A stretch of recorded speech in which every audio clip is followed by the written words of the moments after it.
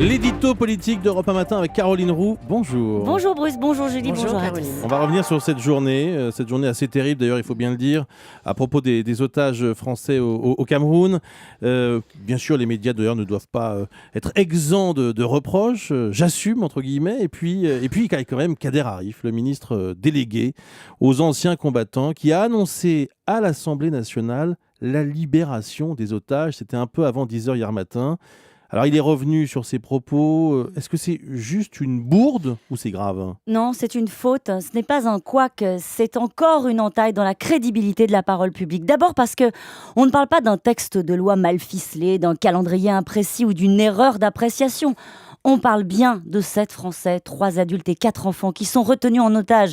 On parle d'un pays entier qui retient son souffle et partage la même inquiétude. Il faut imaginer quand même qu'un ministre délégué aux anciens combattants s'est senti autorisé à communiquer sans confirmation officielle, à partir d'informations de presse, mais avec la prudence d'usage, comme il dit, sur un sujet aussi sensible que celui-ci, et ce, devant la représentation nationale. Alors, auto-recadrage tellement douloureux, on l'a vu de Kader Arif hier, intervention de Jean-Marc Ayrault, qui, plus terrible encore, tente de justifier mollement qu'une dépêche a pu laisser croire à la libération.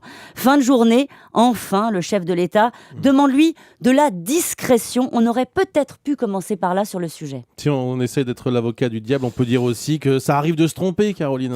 Mais en fait, c'est révélateur, cet épisode. C'est révélateur d'un flottement sur des sujets qui demanderaient une très grande rigueur. Que penser de Laurent Fabius, qui est le premier à annoncer qu'on ne tiendra pas les 3% de déficit ? Ouais.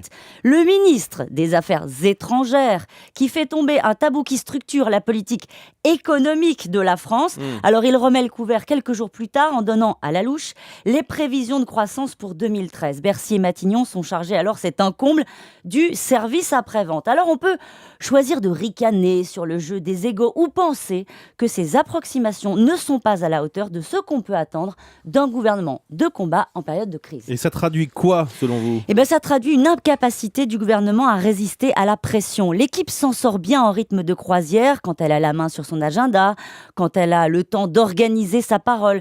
Mais quand il s'agit de gérer l'urgence, on passe en mode sauf qui peut. Le problème, c'est que l'urgence, elle est quasi quotidienne dans un moment où la vie politique se raconte en édition spéciale, où la colère de chacun face à la crise renforce l'exigence vis-à-vis du gouvernement. Le temps politique est passé à Mach 2. Et à cette vitesse, les fautes de trajectoire se terminent par un crash. Merci Caroline Roux.